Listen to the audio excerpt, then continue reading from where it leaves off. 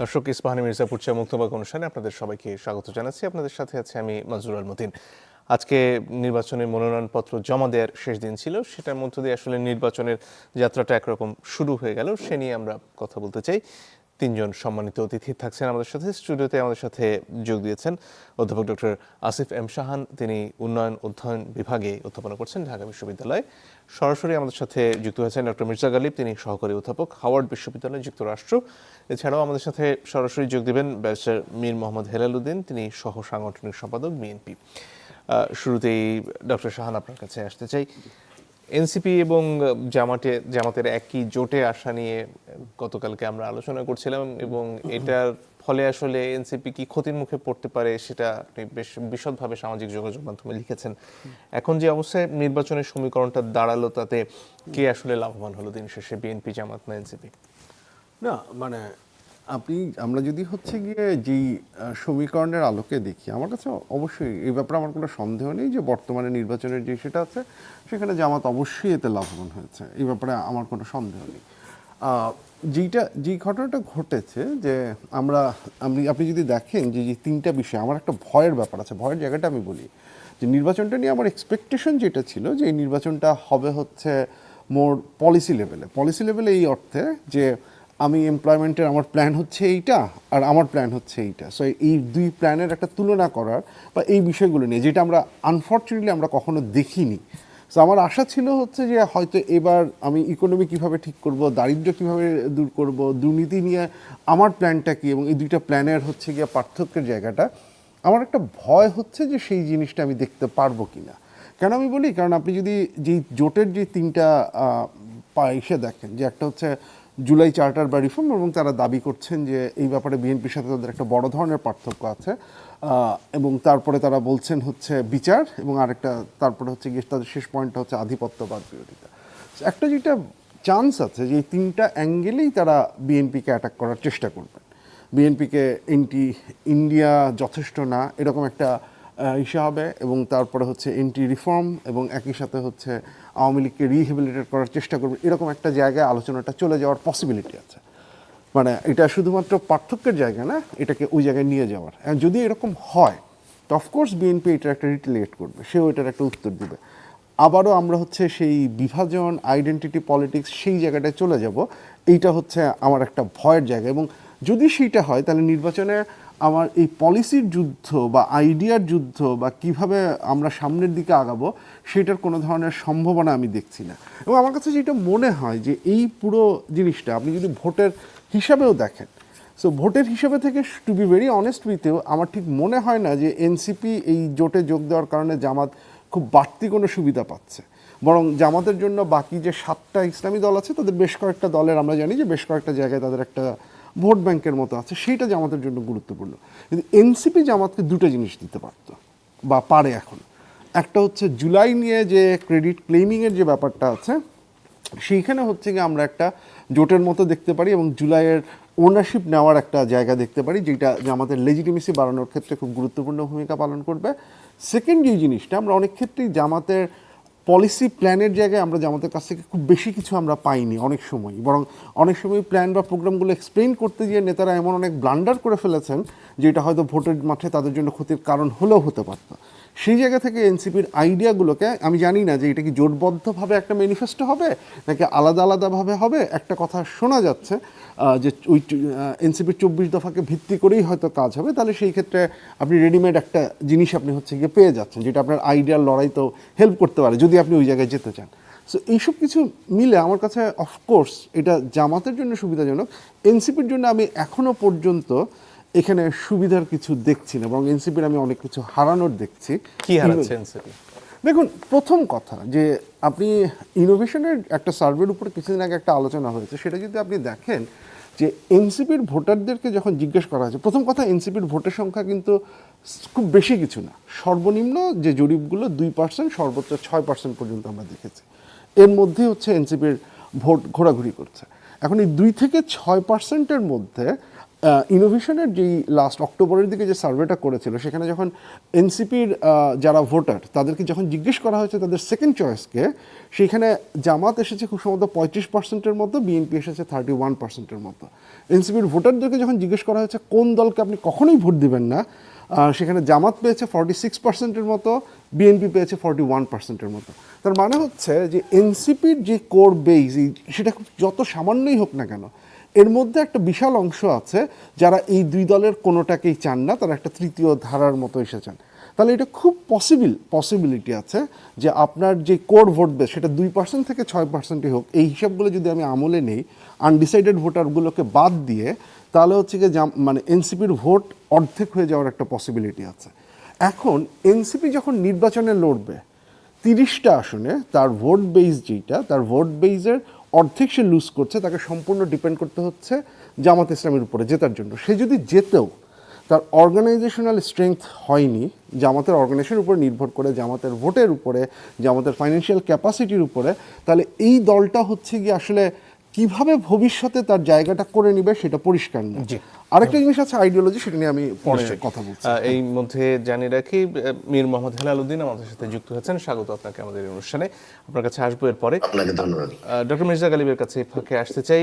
এই যে জোটটা হলো এনসিপি এবং জামাতের, সেটাকে বলা হচ্ছে নির্বাচনী আসন সমঝোতা, আদর্শিক কোনো জোট এটি হয়নি। আসলে আদর্শের ব্যাপারে বা রাজনৈতিক লক্ষ্যের ব্যাপারে এই যে ঐক্যটা হলো, সেখানে মিল কতটুকু এই দল দুটোর মধ্যে? আচ্ছা, ধন্যবাদ মঞ্জুর। তো আমার মনে হয় যে বাংলাদেশের রাজনীতিতে তো আমরা এর আগেও জোট ভিত্তিক রাজনীতি দেখছি। এটা আওয়ামী লীগের নেতৃত্বে একটা জোট হয়েছে, বিএনপির নেতৃত্বে একটা জোট হয়েছে। বিএনপির নেতৃত্বের জোটে বিএনপি এবং জামাত ইসলাম একসাথে ছিল, লম্বা দিন তারা একসাথে কাজ করছে, ভোট করছে, সরকারে গেছে। এবং সেখানে বিএনপি রাজনৈতিক দল হিসাবে তার যে আইডিওলজি কর্মসূচি এবং জামাত রাজনৈতিক দল হিসাবে তার যে আইডিওলজি এবং কর্মসূচি, এটা তো ডিফারেন্ট কর্মসূচি এবং আইডিওলজি। কিছু কিছু জায়গায় মিল আছে, আবার অনেক জায়গায় অমিল আছে। এবং এই দুইটা দল একটা লম্বা সময় জোটে থাকার পরেও কিন্তু আমরা দেখছি একজন আরেকজনের মধ্যে বিলীন হয়ে যায় নাই, যার যার রাজনীতি শেষে করছে, আবার একটা সার্টেন টাইমের পরে তারা আলাদা হয়ে গেছে। ঠিক একইভাবে আমি মনে করি যে এখন জামাত এবং এনসিপির যে জোট, এই জোটটাও একেবারে নির্বাচনী জোট। নির্বাচনকে সামনে রেখে তারা একজন আরেকজনের সাথে একটা আন্ডারস্ট্যান্ডিং করতেছে, কিছু কমন জায়গাগুলোতে তারা এগ্রি করবে এবং তার মধ্যে দিয়ে নির্বাচন করবে। এখন এগ্রিমেন্টের জায়গায় যদি আমি দেখি যে কেন তারা কাছাকাছি আসলো ভিন্ন ভিন্ন পলিটিক্যাল ইডিওলজি থাকার পরও, আমার বোধ হয় যে এই এগ্রিমেন্ট বা যেই জায়গায় ধরেন কিছুটা ইডিওলজিক্যাল কোহারেন্স তৈরি হবে একজনের সাথে আরেকজনের, এইটার দুইটা কম্পোনেন্ট আছে। একটা কম্পোনেন্ট হলো জুলাইয়ের গণ অভ্যুত্থান, যে জুলাইয়ের গণ অভ্যুত্থানে যখন এনসিপির এখনকার নেতৃবৃন্দ অংশগ্রহণ করছেন, তারা ছাত্র শিবিরের তরুণ নেতৃবৃন্দের সাথে একসাথে কাজ করছেন। তো তাদের আগে থেকেই চেনা পরিচয় ছিল, একসাথে কাজ করার একটা দীর্ঘ সময়ের অভিজ্ঞতা ছিল। তো এই জায়গাটা তাদেরকে জামাত ইসলামের অনেক কাছাকাছি আনছে। এবং দ্বিতীয়ত হলো যে ঐক্যমত্য কমিশনে যে সংস্কার প্রস্তাবের যে আলোচনা, যেটা আমরা সর্বশেষ একটা জুলাই সনদের জায়গাটাতে দেখলাম, এই জুলাই সনদের অধিকাংশ জায়গাটাতে কিন্তু জামাত এবং এনসিপির মধ্যে খুব মিল ছিল। জামাত মোটামুটি ভাবে জুলাই ঐক্যমত্য কমিশন যা প্রপোজ করছে তার 2-4টা জায়গায় তাদের দ্বিমত থাকলো, বাকি জায়গাগুলো তারা মেনে নিছে। বিএনপির তুলনায় জামাতের সাথে এনসিপির এই জায়গাটাতে মিলটা বেশি। তো এইটা এই জোটকে কিছুটা ফ্যাসিলিটেট করতে পারে। তবে আমি মনে করি এটার মূল মোটিভেশন একটু ডিফারেন্ট। জামাতের দিক থেকে এটার মোটিভেশন হলো যে জামাত মূলত ডাকসুর মডেল ফলো করতেছে। যে ডাকসুর নির্বাচনে আমরা দেখছি যে ছাত্র শিবির যেটা করছে সেটা হলো সে তার নিজের দল থেকে বের হয়ে গিয়ে বাইরের লোকদের সাথে মিলেমিশে একসাথে একটা প্যানেল দিচ্ছে এবং তার মধ্য দিয়ে তার নির্বাচনে জয়লাভ করছে। তো জামাত এখন চিন্তা করতেছে যে ন্যাশনাল স্ফিয়ারে আমরা এই জিনিসটাকে রেপ্লিকেট করতে পারি কিনা, যে আমার দলের বাইরে যারা আছে তাদের সাথে ন্যূনতম যাদের সাথে মিলবে তাদের সাথে যদি আমি একটা কম্বাইন্ড জায়গা তৈরি করতে পারি, তাইলে পরে জামাত কিছুটা ধরেন আরেকটু রাইট থেকে সেন্টার রাইট, আরেকটু লিবারেল, আরেকটু বাংলাদেশপন্থী রাজনীতি এই জায়গাটাতে আসতে পারবে। তো এটা হচ্ছে জামাতের দিক থেকে এখানে motivation। আরেকটা কথা সামনে এসেছে, সেটা হচ্ছে গিয়ে এনসিপির সদস্যদের মধ্যে এমন অনেকে আছে যারা কোনো না কোনো সময় জামাত শিবিরের রাজনীতি বা ছাত্র শিবিরের রাজনীতির সাথে জড়িত ছিলেন, পরে সেখান থেকে বেরিয়ে এসেছেন। তাদেরকে একটা ভূমিকা থাকতে পারে এই যে জোটটা হলো, সেখানে কি আদর্শিক কোনো মিল আছে? না, আমার মনে হয় সেখানে খুব বড় ভূমিকা থাকার কথা না, কারণ এনসিপি মূলত নতুন পার্টি, তো তাদের এখানে বাকিরাও আসছে। আপনার যারা বামপন্থী রাজনীতি করছে তারাও এখানে আসছে, ছাত্র দল করছে, এরকম লোকেরাও আসছে। আবার ছাত্র শিবির ব্যাকগ্রাউন্ডের এখানে যারা আসছে তাদের একটা অংশ কিন্তু আবার নাগরিক কমিটি থেকে যখন নাগরিক পার্টি হইলো তখন মতভিন্নতার কারণে এখান থেকে বের হয়েও গেছে। তো এটা একটা কমপ্লেক্স ডাইনামিক্স, এককভাবে আমি মনে করি এটা কন্ট্রিবিউশন করে নাই।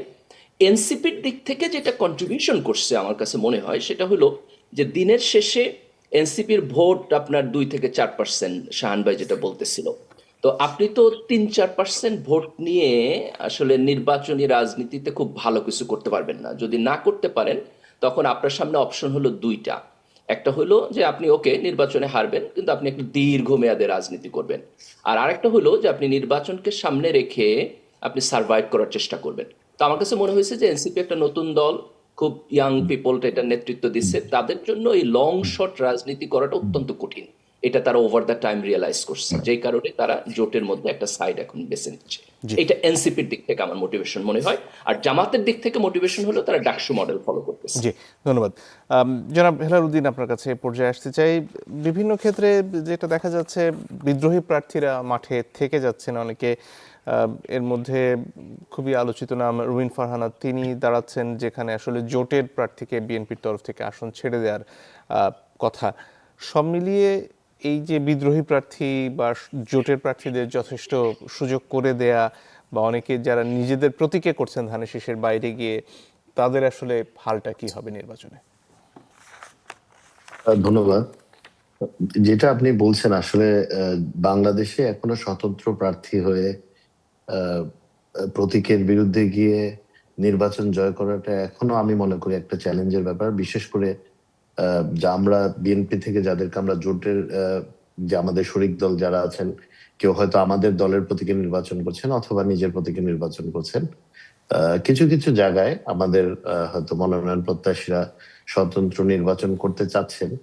এইটা মূলত আমার মনে হয় একটা বার্গেনিং চিপের মতো। 19 তারিখ পর্যন্ত সময় আছে, হয়তো কোনো একটা আশ্বাস পেতে চাচ্ছেন, বা নেতা কর্মীদের প্রেশারও হতে পারে, অথবা নিজের একটা ইচ্ছাও থাকতে পারে যে নিজের জনপ্রিয়তা কতটুকু আছে সেটা যাচাই করার। আমার মনে হয় 19 তারিখের পরে অনেক কিছুই আরো ক্লিয়ার হবে। যখন প্রত্যাহারের তারিখ শেষ হবে তখন গিয়ে আসলে সামারাইজ করা যাবে যে কজন স্বতন্ত্র প্রার্থী থাকছেন, এবং যারা থাকছেন 12ই ফেব্রুয়ারির পরে বোঝা যাবে যে তাদের থাকাটা কতটুকু যৌক্তিক ছিল বা অযৌক্তিক ছিল। আজকে জামাতের এটা সেক্রেটারি আমার ব্যক্তিগত জেনারেল মত। বলছিলেন যে তারা যেভাবে 10টি দলকে নিয়ে জোট করতে পেরেছেন, এর ফলে বিএনপি একরকম একা হয়ে গেছে। আপনার কি মনে হয়? বা এটা একটা যে কোনো রাজনৈতিক দল বা যে কোনো ব্যক্তি তো স্বাধীনভাবে তার মত প্রকাশ করতেই পারে, তার ইচ্ছা প্রকাশ করতেই পারে, বা তার ধারণার কথা বলতেই পারে। বিএনপি একা হয়েছে কিনা বা বিএনপি নির্বাচন বৈতরণী পার হতে কষ্ট হবে কিনা, এটা তো আমরা আমাদের জনগণ, আমাদের ভোটারদের সাথে আমরা ওনাদের সাংগঠনিক অবস্থা এবং ওনাদের জনপ্রিয়তা এবং মাঠে মানুষের কতটুকু সমর্থন পাচ্ছে এটা নিয়ে যদি চিন্তা করে, মনে হয় ওনাদের দলের জন্য ভালো হবে। বিএনপি জোটবদ্ধ আছে, এটা নিয়ে আওয়ামী লীগ একসময় করতো, এখন জামাত করছে। আমার মনে হয় এটা ওনাদের একটা পলিটিক্যাল রেটরিকের মতোই, এটা বলার জন্য বলা, ওনার এই ধরনের তো তারই একটা ফলো আপ। আরেকটা ব্যাপার আলোচনা আছে, সেটা হচ্ছে কি বিএনপির সাথে আসন সমঝোতায় যাবার এক ধরনের চেষ্টা এনসিপির তরফ থেকে ছিল, সেখানে আসলে খুব বেশি আগ্রহ বিএনপির তরফ থেকে দেখানো হয়নি, এরকম একটা আলোচনা বিভিন্ন সময় শুনেছি। তারাও বিভিন্ন সময় বলেছেন যে তারা যে কারোর সাথেই জোট হতে পারে সেটা তারা উড়িয়ে দেননি কখনোই। সেদিকে কি আলোচনা হয়েছিল, আপনার জানা আছে? ওনাদের সাথে কি আলোচনা আসলে হয়েছিল আমার বিস্তারিত ভাবে জানা নেই। তবে জামাতের হয়তো সম্ভব হয়েছে 20টা সিট, সরি 30টা সিট মনে হয়, না 30টা 30টা সিট সিট, জি। ওনাদেরকে দেয়া। কিন্তু বিএনপির যুগপৎ আন্দোলনে যতগুলো দল ছিল, বা দেশের বৃহত্তম বর্তমান অবস্থায় বৃহত্তম সাংগঠনিক এবং বৃহত্তম রাজনৈতিক দল হিসেবে বিএনপিরও তো কিছু মনোনয়ন প্রার্থী আছে যারা 17 বছর দলের জন্য নিবেদিত প্রাণ ছিলেন, কাজ করেছেন। তো এতগুলো হয়তো অ্যাকোমোডেট করার সুযোগ বিএনপির হতো না। তো ওনারা যেখানে বেটার অপরচুনিটি পেয়েছেন পলিটিক্যালি, মেবি ওনারা এটা মনে করেছেন এনসিপি তাদের সাথে জোট করেছেন। It's all part of this Democratic process. নির্বাচন হবে, নির্বাচনের যে জোটই হোক মানুষের কাছে যাবে, কার কি ভালো মন্দ সেটা মানুষের সামনে তুলে ধরবে, মানুষ স্বাধীনভাবে ওনাদের মত প্রকাশ করবেন। এটাই 12ই ফেব্রুয়ারির সৌন্দর্য হবে বলে আমি মনে করি। জি, অনেক ধন্যবাদ। একটা বিরতির সময় হয়ে গেছে, দর্শক একটু পরে ফিরে আসছে, আশা করি সাথে থাকবেন।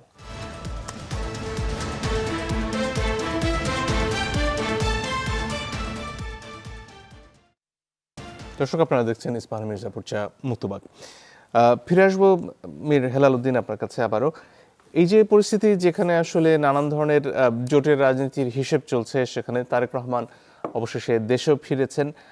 তিনি দুটো আসন থেকে নির্বাচন করছেন। বেগম খালেদা জিয়ার পক্ষেও আজকে মনোনয়নপত্র দাখিল করা হচ্ছে, যদিও বিকল্প প্রার্থী রাখা হচ্ছে।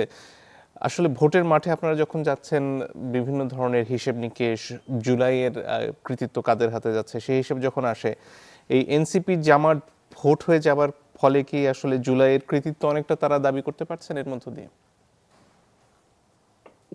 আসলে আমি আমি তো ধরেন এখনো এলাকাতে আছি। মাঠ পর্যায়ে মানুষ জানে কারা মিছিল করেছে, যারা আন্দোলন সংগ্রাম করেছে। আপনি শুধু যদি রাজধানীকে দিয়ে পুরো দেশকে চিন্তা করতে চান, এটা কঠিন হবে। কারণ প্রান্তিক পর্যায়ে আমরা যেখানে যাচ্ছি, আমরা প্রতিটি বাসা বাড়িতে যাচ্ছি, মানুষজনের সাথে কথা বলছি, ঘরে ঘরে যাচ্ছি, প্রত্যন্ত অঞ্চলে যেখানে অনেক জায়গায় গাড়ি নেওয়া দুরূহ, এখানে মানুষ কিন্তু আসলে এখন পর্যন্ত আমাদের দেশ নেত্রী বেগম খালেদা জিয়া, আমি একদম সরাসরি বলছি যেটা আমরা মাঠে রেসপন্স পাচ্ছি, এবং তারেক রহমানের উপরে ওনারা আস্থা রাখছেন। কেন? কারণ ওনারা দেখেছেন যে নিরলস ভাবে 17 বছর ধরে, শুধু জুলাইয়ের অভ্যুত্থানে না, 17 বছর ধরে তারা কিন্তু একটা আন্দোলন করে যাচ্ছে, এবং এই আন্দোলনটা কিন্তু একেবারে সুনির্দিষ্ট ভাবে গণতন্ত্র পুনরুদ্ধারের, মানুষের ভোটাধিকার ফেরত দেয়। তো এই কনসিস্টেন্সিটা আমাদেরকে মাঠে হেল্প করছে। এবং বিশেষ করে জনাব তারেক রহমান যখন 25শে ডিসেম্বর বাংলাদেশে আসলেন, যে পরিমাণ রেসপন্স, শুধু ঢাকায় উপস্থিতি না, আপনি সোশ্যাল মিডিয়াতে বলেন, যারা সংযুক্ত ছিলেন, যারা টিভির মাধ্যমে সংযুক্ত ছিলেন, পুরো দেশব্যাপী কিন্তু একটা আলোড়ন সৃষ্টি হয়েছে, যেটা এখনো বহমান। মানে মানুষের, আপনি দেখেছেন যে ভিডিওতে, মানে বিল্ডিং এর থেকে তরুণ তরুণীরা ওনাকে ওয়েভ করছেন, ওনার প্রতি। এরা তো দল করে না, এরা তো সাধারণ মানুষ। তো আমার মনে হয় না যে আসলে ওই যে যেটা বললেন আপনি, এনসিপি বা জামাত জোট হওয়াতে জুলাইয়ের কৃতিত্ব বা credit, it's July, I think it's a credit for all the Bangladeshi. যেখানে যারা গণতান্ত্রিক রাষ্ট্র ব্যবস্থায় বিশ্বাসী, সেরকম সকল বাংলাদেশের ক্রেডিটই হচ্ছে জুলাই। ইটস নট বিএন বিএনপির পার্টি। যে তো জনাব এটাকে হেলাল, আমরা বিএনপির আরেকটা সমন্বিতভাবে যেটা যেহেতু সমস্যার মুখোমুখি হতে হয়েছে জুলাইয়ে গণঅভ্যুত্থানের পর থেকেই, সেটা হচ্ছে চাঁদাবাজির অভিযোগে আপনারাও দলের অনেকের বিরুদ্ধে ব্যবস্থা নিয়েছেন, এবং এই অভিযোগগুলো কিন্তু এখনো রয়েছে অনেক ক্ষেত্রেই। সেই ব্যাপারে আসলে দল হিসেবে আপনারা যথেষ্ট নিয়ন্ত্রণ আরোপ করতে পারছেন কিনা আপনাদের কর্মীদের উপর? না, আমরা তো রাজনৈতিক দল হিসেবে আমরা তো তাদের বিরুদ্ধে আর আইনি ব্যবস্থা নিতে পারি না। আইনি ব্যবস্থা নিতে পারে যে যার সাথে চাঁদাবাজি হচ্ছে, অথবা রাষ্ট্র, অথবা সরকার। বাট দল হিসেবে যেটা করা দরকার, শুরু থেকে আমরা যখন প্রমাণ সহ এই ধরনের কোনো ঘটনার আমরা তথ্য পাচ্ছি, আমরা সাথে সাথে সাংগঠনিক ব্যবস্থা নিচ্ছি, এবং এটা চলমান আছে। আপনি বাংলা দলের সাথে যদি আপনি এখন নতুন একটি পার্টির কম্পারিজন করেন, যে এখানে ঘটনা কি বেশি হচ্ছে না কম হচ্ছে, এখন যে দলের সংগঠনের বিস্তৃতি, 64টা সাংগঠনিক জেলায়, প্রতিটা ইউনিটে আছে, একেবারে ইউনিয়নের ওয়ার্ড পর্যায়ে আছে, ওয়ার্ডের গ্রাম পর্যায়ে আছে। তো এগুলাকে কন্টেইন করাটাও তো যে একটা 17 বছরের যে একটা ফেজ গেছে, এখানে অনেক কিছুই নর্মালাইজ হয়ে গেছে সোসাইটিতে। তো এগুলাকে রিট্র্যাক্ট করতে হলে সরকারের আরো কঠোর হতে হবে। পার্টি হিসেবে আমাদের জায়গা থেকে যতটুকু কঠোর থাকা যায় সাংগঠনিক ভাবে, সেটা আমরা আছি। ইনশাল্লাহ যদি নির্বাচিত সরকার আসে, আমার মনে হয় এই ঘটনাগুলো জি, অনেকাংশে আরো কমে যাবে, কারণ তখন আরো স্ট্রিক্টলি ল ইমপ্লিমেন্ট এবং এক্সিকিউট করা যাবে। ধন্যবাদ। ডক্টর শাহান, আপনার কাছে ফিরে আসি। এই জোটে কর্নেল ওলিও যোগ দিয়েছেন তার দল এলডিপিকে নিয়ে, এবং এই প্রশ্ন আসছে যে তার মতন মুক্তিযোদ্ধা যখন জামাতের সাথে জোটে যাচ্ছেন, আসলে এই যে ঐতিহাসিক প্রেক্ষাপট, মুক্তিযুদ্ধে জামাতের অবস্থানের যে দায়, সেগুলো কি তারা আসলে খানিকটা পাশে ঠেলে ভিন্ন জায়গা থেকে রাজনীতিটা করতে সক্ষম হচ্ছে কিনা? অবশ্যই এটা তাদেরকে সেই লজিকটা বা সেই যুক্তিটা তৈরি করতে অবশ্যই হেল্প করবে, কারণ এটা জামাতের জন্য একটা বড় বার্ডেন। এবং এবং যেটা আমি বলছিলাম যে একটা প্রিএমটিভ জায়গা থেকে একটু প্রস্তুত থাকাও, যদি বিএনপি যদি এই লাইনে অ্যাটাক করার চেষ্টা করে, তাহলে সেটার উত্তর দেওয়ার জন্য তাদের লোক আছে। সমস্যা হচ্ছে কি, এইসব কথাবার্তা বলতে যে আমরা বারবার ভুলে যাই যে এই যে মানে কর্নেল অলি আহমেদ যে আসলেন জামাত ইসলামীতে, উনি তো বেসিক্যালি জামাতের আদর্শে মুগ্ধ হয়ে জয়েন করলেন, ঘটনাটা তো সেটা না। আমরা তো জানি যে একটা সিটের ভাগাভাগি এসেছিল, সেই ভাগাভাগির হিসাবটা পছন্দ হয়নি, এলডিপির একটা অংশ চলে গেছে, আরেকটা অংশ বা এলডিপির একজন সভাপতির নেতৃত্বে অনেকজন দলে যোগদান করেছেন বিএনপিতে, বাকিরা এখানে চলে আসছেন। মানে এইটার যেটা দুঃখজনক ব্যাপারটা যেটা হচ্ছে যে আমরা 5ই আগস্টের পরে রাজনীতির যে কিছু গুণগত পরিবর্তনের, আমি এটা শুধুমাত্র জামাতের সাথেও বলছি না, এবং এটা একই সাথে বিভিন্ন রাজনৈতিক দল, বিএনপি বলি বা এনসিপির কথাই বলি, প্রত্যেকটার ক্ষেত্রেই হচ্ছে আমি একই জিনিসই দেখছি যে সেই পুরনো জিনিস। এবং এইটার দায় যতটা না, এগেইন আমি আবারও বলবো, বিএনপি বা জামাতের ঘাড়ে পড়ে, তার চেয়ে অনেক বেশি এটার দায় এনসিপিকে নিতে হবে। কারণ বিএনপি আর জামাত কখনো এই কথা বলেনি যে আমরা নতুন ধারার বা নতুন ইস্যুর পলিটিক্সটা তৈরি করব। এই প্রতিশ্রুতিটা বা এটা দিয়েছে হচ্ছে এনসিপির ইস্যু থেকে। আমি জাস্ট একটা জিনিস একটু এখানে অ্যাড্রেস করতে চাই এই জোটের জায়গা থেকে, যে একটা কথা আমরা প্রায়ই শুনি, এবং এই লজিকটা যে খুব উইক তা না, লজিকটা খুব স্ট্রং, যে জামাতের সাথে বিএনপিও তো করেছে, সো বিএনপির তো কোনো ক্ষতি হয়নি, তাহলে কেন হচ্ছে এনসিপির ক্ষতি হবে? দেখুন, একটা পার্থক্য আছে। আপনি যখন কোনো একটা জোটে যাচ্ছেন, আপনার একটা নির্দিষ্ট ভোট বেস আছে, আপনার অর্গানাইজেশনাল স্ট্রেংথ আছে, আপনার মানে ক্ল্যারিটি আছে যে আপনি আসলে কী চান। এই অবস্থায় আপনি জোটে যাওয়া এক জিনিস। আপনি ধরেন বিএনপি আর জামাতের যখন জোট হয়েছে, সেখানে উইকার মেম্বার জামাতের 91 সালের ভোটের হিসাব প্রায় 12%-এর মতো। আপনি যদি 96 সালে যদি দেখেন, সেখানে 7-8%। তার মানে আপনি জামাতের একদম পরীক্ষিতভাবে 8 থেকে 10%, এর চেয়ে বেশি বেস ভোটার অলরেডি 2001-এ আছে, তার চেয়ে বেশিও হতে পারে। জামাতের অর্গানাইজেশনাল স্ট্রেংথ পুরো বাংলাদেশ জুড়ে ছিল। এই অবস্থাতে আপনাকে কিন্তু নির্বাচনে জেতার জন্য আপনাকে হচ্ছে গিয়ে কারো উপর নির্ভর করতে হয়নি, জামাতকেও নির্ভর করতে হয়নি বিএনপির উপরে। এনসিপি সেই জায়গাটাতে নেই। সো আপনি এই দুটাকে ইকুয়ালি চিন্তা করতে পারেন না। আরেকটা যেটা আমার কাছে খুব মানে আমার খুব জানার ইচ্ছে, এইটা যে এখানে তো এনসিপি একই সাথে যোগ দিয়েছেন 8 দলীয় জোটের সাথে। এখানে জামাতের বেশ কিছু পজিশন আছে, সেটা নিয়ে কথা বলতে পারে, বা জামাতের আবার একই সাথে জামাতের শীর্ষস্থানীয় নেতারা অনেক কিছু বলেন যেটা একটা ইনক্লুসিভ পলিটিক্সের ইঙ্গিত দেয়। কিন্তু এখানে তো আরও 7টা দলও আছে। এই 7টা দলের অনেকগুলো পলিসি পজিশন তো এই ধরনের ইনক্লুসিভ না। নারীদের ক্ষেত্রে তাদের খুব স্পষ্ট পজিশন আছে। এবং আমি এই যে আপনি জোটে যোগ দিলেন, আমি এনসিপির জায়গা থেকে চিন্তা করছি যে আপনি তো এইটা কমিট করছেন যে আমার 30টা সিট, বাকি যে 270টা সিট আছে সেখানে আমি আমার ভোটারদের বলবো এদেরকে ভোট দিতে। তো যেই পলিটিক্যাল পার্টিটা এসেনশিয়ালি এতদিন ফাইট করলো নারীর ক্ষমতায়নের জন্য, নারীর পলিটিক্যাল এম্পাওয়ারমেন্টের জন্য, তারা কি এখন আশা করছে যে তারা ওই আসনগুলোতে, যেখানে এই যে শরিক দলগুলো আছে, তাদের শরিক দলগুলো আছে যারা এটার বিরোধী, সেই জায়গায় তাদের ভোটারকে তারা এখন আহ্বান জানাবে এই দলটাকে ভোট দিতে? and that is fine, that is absolutely fine to those voters to accept that. এবং এইটা আসলে হচ্ছে গিয়ে তাদের জন্য কতখানি উপকারী হবে, তারা যদি জিতেও আসেন, তারা যে বেসটা হারাবেন সেটা হচ্ছে গিয়ে মানে কতখানি উপকারী হবে, আমি সেটার কোনো ইস্যু দেখছি। সো ইডিওলজিক্যালি ইস্যু দুই দিক থেকেই এটা আমি সমস্যাজনক মনে করি। ধন্যবাদ। ডক্টর গালিব, আপনার কাছে ফিরে আসি এই পর্যায়ে। একটা বড় হিসেবের ব্যাপার বা কল্পনা জল্পনার বিষয় হচ্ছে কি আওয়ামী লীগের ভোটাররা আসলে কোথায় যাবেন। এই যে নতুন জোট তৈরি হলো জামাত, এনসিপি, এলডিপি সহ 10 দল নিয়ে, এতে কি আপনার মনে হয় যে সেখানে আওয়ামী লীগের ভোটাররাও খানিকটা ভোট দিতে আগ্রহী হতে পারেন? আমার কাছে মনে হয় যে এই জোটটার সবচেয়ে ভালো যেটা দিক বাংলাদেশের ন্যাশনাল ইন্টারেস্টের জায়গা থেকে, সেটা হলো যে আগামী নির্বাচনকে মানে অত্যন্ত প্রতিদ্বন্দ্বিতামূলক করে ফেলবে। যেহেতু জামাত এখন একা না, বরং জামাত এনসিপি সহ একটা বড় রাজনৈতিক জোটকে নেতৃত্ব দিচ্ছে। আবার অপরদিকে বিএনপি তো বড় রাজনৈতিক দল, আগে বেশ কয়েকটা নির্বাচন তারা জিতছে। এখন পর্যন্ত বিভিন্ন জরিপে তারা জামাতের চাইতে আগায় আছে, যদিও খুব অল্প মার্জিন, কিন্তু আগায় আছে। তো এই যে কম্পিটিশনটা আমাদের গণতন্ত্রের জন্য ভালো, এবং এই কম্পিটিশনটা দুইটা রাজনৈতিক দলকেই নির্বাচন পর্যন্ত আপনি দেখবেন যে আরো ইনোভেটিভ এবং কনস্ট্রাকটিভ চিন্তা করতে হেল্প করবে। জনগণের দিক থেকে মনে হইব যে যেহেতু এই দুইটা দলের যে কোনো একজন জিতবে, তার ফলে তারা হচ্ছে যারা বিএনপিকে অপছন্দ করে তারা বাই ডিফল্ট আপনার জামাতের জোটকে ভোট দিবে, আবার যারা জামাতকে বেশি অপছন্দ করে তারা বাই ডিফল্ট বিএনপি জোটকে ভোট দিবে। আপনার প্রশ্নের উত্তর হলো যে এই মানসিকতার জায়গা থেকে আমি মনে করি যে আওয়ামী লীগের ভোট সকল জায়গায় আপনার 50-50 স্প্লিট হবে। দুইটা জায়গা থেকে, একটা হলো এই প্রতিদ্বন্দ্বিতার জায়গা থেকে যার যার পার্সপেক্টিভ, আর আরেকটা হলো স্থানীয় পর্যায়ে যে ক্যান্ডিডেট থাকবে, যে ধরেন বিএনপি জোটের একজন, জামাতের জোটের একজন, তাদের দুইজনের মধ্যে কারে তারা বেশি পছন্দ করে, কে আসলে পরে তারা একটু সেফ থাকতে পারবে, এই সমস্ত বিবেচনায় আমি মনে করি মোর অর লেস 50-50 ডিস্ট্রিবিউশন হয়ে যাবে সব জায়গায়। যদি একটু সময় থাকে, আমি অবশ্যই। আরেকটা বিষয় একটু, যে শাহান ভাই যেটা বলতেছিল, আমি এটাকে একটু অ্যাড্রেস করি। উনি একটা খুব খুব ইম্পর্টেন্ট পয়েন্ট বলছে, সেটা হচ্ছে যে এনসিপি এবং জামাতের জোটের মধ্য দিয়ে আমরা কি রাজনীতিতে আইডেন্টিটি পলিটিক্সে যাব, নাকি এজেন্ডা ভিত্তিক রাজনীতিটা কমে যাবে কিনা। তো আমি কিন্তু এই জায়গায় একটা খুব ভালো সম্ভাবনা দেখি। সেই সম্ভাবনাটা হলো যে ধরেন আমরা জুলাইকে কিভাবে দেখব, মানে এরা জুলাইয়ের দল, কিন্তু জুলাইটা আসলে কি, জুলাইয়ে যে এখন যে বড় বড় পয়েন্টগুলো, তার মধ্যে একটা হলো ভারতীয় আধিপত্যবাদের প্রশ্ন।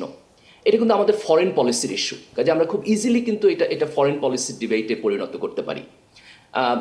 রিফর্ম বা সংস্কার একটা ইস্যু, তো ঐক্যমত্য কমিশনে জুলাই সনদ যে আলাপ আলোচনা হয়েছে, তো এটা তো একটা খুবই কনস্ট্রাকটিভ এজেন্ডা ভিত্তিক আলোচনা। একটা ইস্যু হলো আপনার আওয়ামী লীগের বিচার এবং গুম এবং খুনের বিচার। এটা কিন্তু আমাদের সমাজের আমরা ফ্যাসিবাদী প্রক্রিয়া কিভাবে করব, অথবা আওয়ামিফিকেশন কিভাবে করব, তো এটাও কিন্তু আমাদের একটা পলিসি ডিবেট। অ্যান্ড দেন ইস্যুটা থাকবে আমাদের গুড গভর্নেন্স। তো এই প্রথম তিনটা ইস্যু আমরা যদি সলভ করে তারপরে নির্বাচনে যাইতে পারতাম, তাহলে অলওয়েজ এটা হচ্ছে আপনার গুড গভর্নেন্সের জায়গায় কমপ্লিট হইতো। অথবা প্রথম তিনটা ইস্যুতে যদি দুইটা জোটের একই স্ট্যান্ড তৈরি হইতো, তাইলেও আমরা গুড গভর্নেন্সে যাইতে পারতাম। কিন্তু এখন যদিও পার্থক্য সহ যাব, কিন্তু এই তিনটা কিন্তু পলিসি ইস্যু, এটা কিন্তু আইডেন্টিটি পলিটিক্সের ইস্যু না। আমরা এটাকে ফরেন পলিসি, আমাদের গণতান্ত্রিক রিফর্মের ইস্যু, এবং আওয়ামিফিকেশন আমাদের সোসাইটির জন্য একটা অত্যন্ত বড় এলিমেন্ট, যে আমরা কিভাবে করব। তো আমরা কিন্তু চাইলেই এটাকে একটা এজেন্ডা বেস পলিসি ডিবেটে কনভার্ট করতে পারি পলিটিক্যাল এরিনায়। এটা জাস্ট দৃষ্টিভঙ্গির প্রশ্ন বলে আমার কাছে মনে হয়। জি, অনেক ধন্যবাদ। আরও একটা বিরতির সময় হয়ে গেছে, দর্শক একটু পরে ফিরে আসছে, আশা করি সাথে থাকবেন।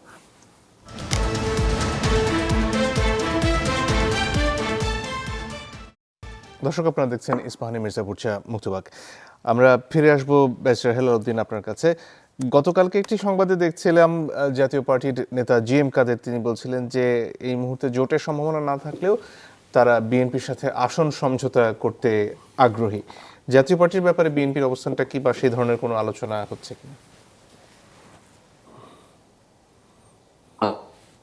আলোচনা যে কোনো ভাবে হতে পারে, কিন্তু কথা হচ্ছে আসলে একটা দেখতে পাচ্ছি ব্যারিস্টার আনিস সাহেব, উনি ওনার আন্ডারে চলছে একটা, জিএম কাদের সাহেবের উনি চালাচ্ছেন এখন।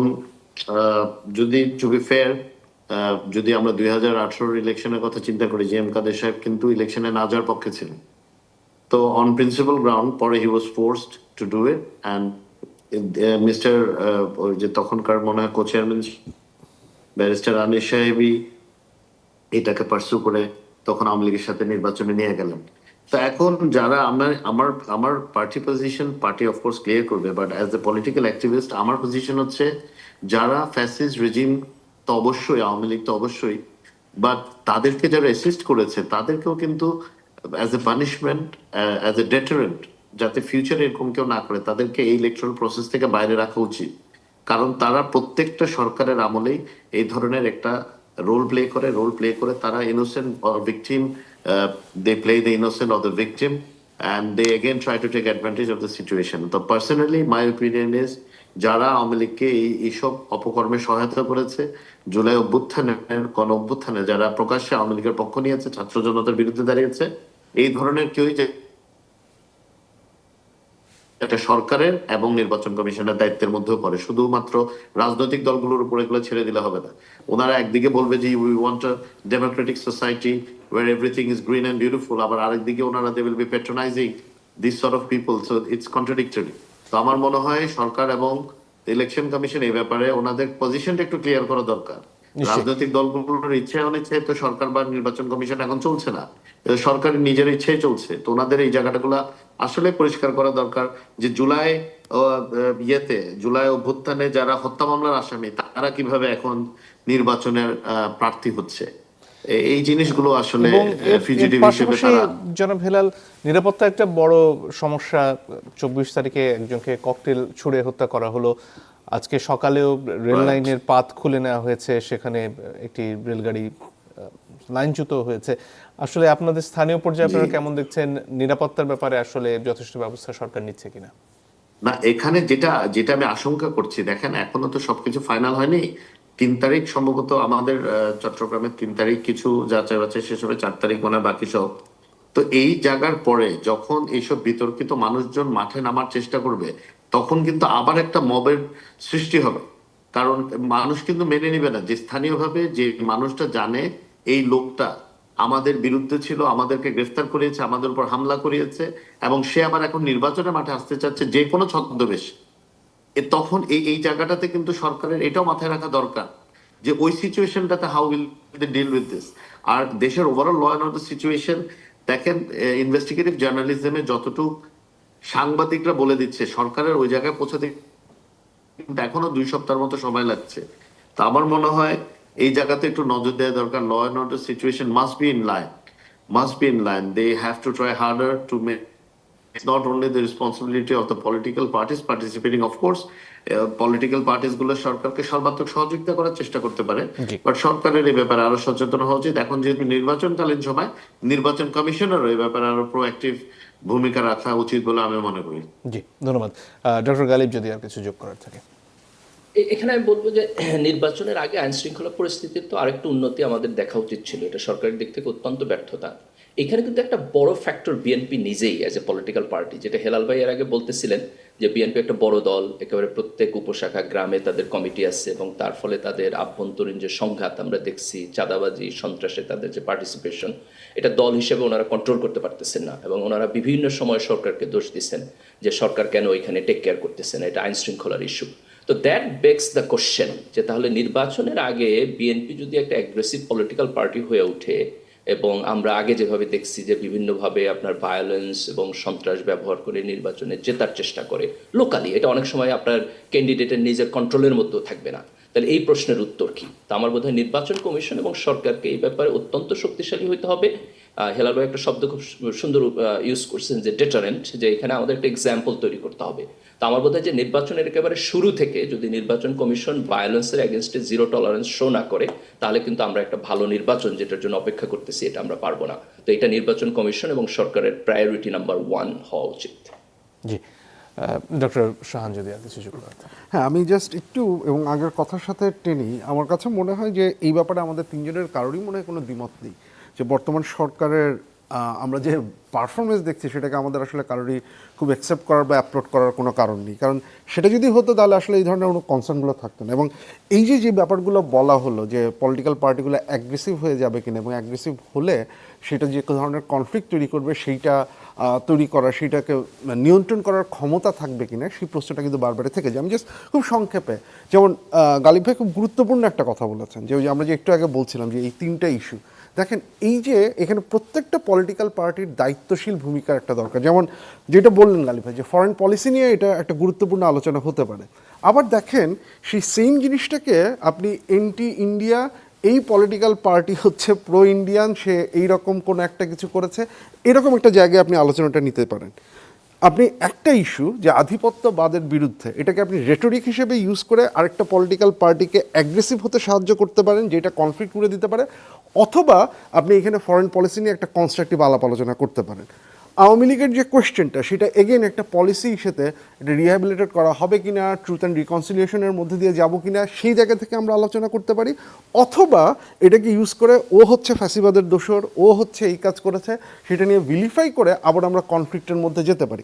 এবং এই যে একটা ভোলাটাইল সিচুয়েশন, এই সিচুয়েশনে আপনি যত বেশি রেটরিকের মাধ্যমে আপনি পলিসি না করে ভোলাটাইলিটির দিকে আপনি ঠেলে দিবেন, তত কিন্তু কনফ্লিক্ট আরও বেড়ে যাবে, এবং সেই কনফ্লিক্টে নিয়ন্ত্রণ করার ক্ষমতা যে অন্তর্বর্তীকালীন সরকারের নেই, সেইটার সম্বন্ধে আমার মনে হয় আমরা সবাই ছড়ানোর ঘটনা সাম্প্রতিক সময়ে ডেইলি স্টার, প্রথম আলো বা ছায়ানট, উদয়চিত্তে হামলার সময় যেটা আমরা দেখলাম, এটা তো দেশের বাইরে থেকে কিছু ইউটিউবার বসে বসে করছেন। তো সেটার ব্যাপারে আসলে রাজনৈতিক দলগুলোর কিছু করার আছে কিনা? অফকোর্স, মানে এটা কিন্তু ওপেনলি ডিনাউন্স করতে হবে, আপনাকে তো খুব স্পষ্টভাবে বলতে হবে যে এর সাথে, এবং আপনার দলের লোকজন যদি এরকম কোনো কথাবার্তা বলে যে এইটাকে, সেটা যেই হোক, আপনার ছাত্র সংগঠনের হোক, যেই হোক, সেও যদি কোনো নাম উল্লেখ করে বলে যে এগুলো আমাদের শত্রু, এগুলোকে ধ্বংস করতে হবে, এটাকে ডিনাউন্স করা ছাড়া, তার বিরুদ্ধে ব্যবস্থা নেওয়া ছাড়া আপনি এগুলোর বিরুদ্ধে কোনোভাবে এগোতে পারবেন না। কারণ যদি আপনি না করেন, এগেইন আপনার ইন্টারেস্ট হচ্ছে আপনি পলিসি ডিসকাশন করতে চান, কিন্তু আপনার অ্যাক্টিভিটিস যদি রেটোরিককে হেল্প করে, তাহলে কিন্তু আপনি সেই অ্যাগ্রেশন, আমরা যে অ্যাগ্রেসিভ পলিটিক্যাল অ্যাক্টিভিটিসের কথা বলছি সেটাকেই কিন্তু আপনি প্রমোট করছেন। সো এই জায়গাগুলোতে পলিটিক্যাল পার্টিগুলোর খুব কেয়ারফুল একটা মানে করার দরকার আছে। গালিব ভাইয়ের ওই পয়েন্টের সাথে আমি একমত। এটা এখন আমরা কোন দিকে নিয়ে যাব এটা কিন্তু ডিপেন্ড করবে পলিটিক্যাল পার্টিগুলোর উপরে। ডক্টর গালিব, এই প্রসঙ্গে আপনার যদি কিছু যোগ করার থাকে, বিশেষ করে যখন দেশের মধ্যে আসলে এখানে কু হয়ে যাচ্ছে বা এই সমস্যা তৈরি হচ্ছে বলে দেশের বাইরে থেকে অস্থিরতা তৈরি করা হয় বিভিন্ন সামাজিক যোগাযোগ মাধ্যমে, রাজনৈতিক দলগুলোকে আসলে যথেষ্ট দায়িত্বশীল ভূমিকা পালন করছে কিনা? অফকোর্স রাজনৈতিক দলকে আরো দায়িত্বশীল ভূমিকা পালন করতে হবে, এতে কোনো সন্দেহ নেই। কিন্তু শাহান ভাই যেটা বলতেছেন এটার সাথে আমি দুইটা জিনিস যোগ করবো। এখানে আরো দুইটা গ্রুপের দায়িত্ব আছে। একটা গ্রুপ হচ্ছে আপনার সিভিল সোসাইটি, পাবলিক ইন্টেলেকচুয়াল, যারা সমাজে কথা বলেন, ওপিনিয়ন দেন, বিশ্লেষণ করেন, তাদেরও আলাপ আলোচনাটা এই সিরিয়াস জায়গায় আনতে হবে। যদি আমরা এই সিরিয়াস ডিবেটগুলো একজন আরেকজনের সাথে করি না, তাহলে জনগণ এটা দেখবে। সেকেন্ড আরেকটা হলো ভোটারদের এখানে একটা দায়িত্ব আছে, সেই ভোটার সচেতনতা আমাদেরকে তৈরি করতে হবে। আমি এটা প্রায় বলি যে আমি যদি রাজনৈতিক দলের কাছে চাই যে রাজনৈতিক দল রেটরিক ব্যবহার করে শর্ট টার্ম পলিটিক্যাল গেইনে যাবে না, বরং তারা পলিসি ডিবেটে আসবে, তো তার মোটিভেশন কি, সে কেন আসবে? এই আনার একটা প্রক্রিয়া হলো যদি ভোটারদের ভোটিং প্যাটার্নের মধ্যে এই টেস্ট গ্রো করে যে তারা এই পলিসি ডিবেটটা শুনে সেটা দ্বারা ইনফ্লুয়েসড হয়ে তার ভোট দিতেছে, তাইলে আমরা দেখবো যে ধীরে ধীরে রাজনৈতিক দল এখানে বাধ্য হবে। সেটা তো আমার কিভাবে বোধ হয় বোঝা যাবে যে আমরা ভোটাররা এটাকে গুরুত্ব দিচ্ছেন পলিসির বিষয়টাকে? আমার বোধ হয় যে আমরা এইবার নির্বাচনে যদি দেখি যে ধরেন কিছু ভেটেরান পলিটিশিয়ান যারা অনেক লম্বা দিন থেকে রাজনীতি করেন তারা হেরে গেছে, তার চাইতে ধরেন ইয়াং এনার্জেটিক যারা বেটার কথা বলেন, বেটার রেটরিক ইউজ করেন, মানুষকে বেটার প্রমিস করতেছেন, তারা জিতে গেছে। এরকম একটা এক্সাম্পল যদি আমরা একটা দুইটা নির্বাচনে কোথাও দেখি, আমি মনে করি যে এইটা একটা হিউজ ইম্প্যাক্ট ফেলবে আমাদের সমাজের মধ্যে। যেমন ধরেন আমি একটা এক্সাম্পল দিই, আমাদের ওসমান হাদি তো আল্লাহ তারে শাহাদাত দিল, কিন্তু তাকে যদি আপনি খেয়াল করেন দেখেন একজন ইন্ডিপেন্ডেন্ট মানুষ জুলাইকে সামনে রেখা সে নিজে একটা নির্বাচনী ক্যাম্পেইনের মধ্যে দিয়ে উঠে আসার একটা চেষ্টা করলো। এটা একটা অসাধারণ এক্সাম্পল ছিল। এনসিপির মধ্যে একটা ইয়াং গ্রুপ আপনার এভাবে চেষ্টা করছে, তো তার ফলে রাজনীতিতে একটু দাঁড়াইছে, আর দাঁড়াইলে ভালো হইতো। তো আমার বোধ হয় এই এক্সাম্পল গুলো প্রমিনেন্ট না হলে কিন্তু আমরা রাজনৈতিক দলকে এই ক্ষেত্রে ইন্টারেস্টেড পাবো না। তো জনাব তরুণ প্রজন্মের হেলালের যদি আর কিছু voting যোগ করার pattern থাকে। important। জি জনাব হেলাল, আর যদি কিছু যোগ করার থাকে আপনার। জি আসলে জি বিষয়টা হচ্ছে এরকম, এখনকার যারা ভোটার আছেন বা যারা বাংলাদেশের পলিটিক্স তো মাঠে থেকে ফলো করছেন বা বাসা থেকে ফলো করছেন অথবা নিজেই অ্যাক্টিভিস্ট হিসেবে আছেন, তারা কিন্তু অনেক ব্যাপারে অনেক সচেতন।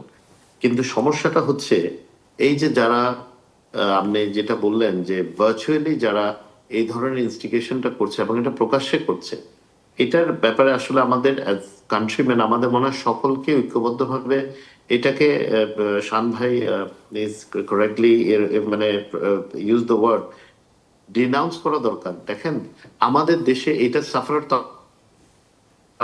এই ইনস্টিগেশনটার কারণে দেশে যে ক্ষতিগুলো হচ্ছে এগুলো কিন্তু it's being set as an example, bad example. এটা কিন্তু পরেও কন্টিনিউ করবে। এই ধরনের ইনস্টিগেটিভ কথা না বলে বরং ক্রিটিসিজম করে, যাই করে, বাট যেটাতে দেশের ক্ষতি হচ্ছে না। You trying to demolish print media, electronic media, this is not the solution. আপনি আমার মতবাদ আমি আমার মতো করে দেবো, I don't have to agree with Dr. Galib or Dr. Shahan, but I can also give my opinion and they can also give, and we have to have this আমার মনে হয় society বুঝতে পেরেছি where we আপনার all can debate কথাটা। মানে freely। আসলে সময় in a constructive way। একেবারেই ফুরিয়ে গেছে। অসংখ্য ধন্যবাদ আপনাদের তিনজনকেই। দর্শক আপনাদেরকে ধন্যবাদ জানিয়ে আজকের মতো বিদায় নিচ্ছি।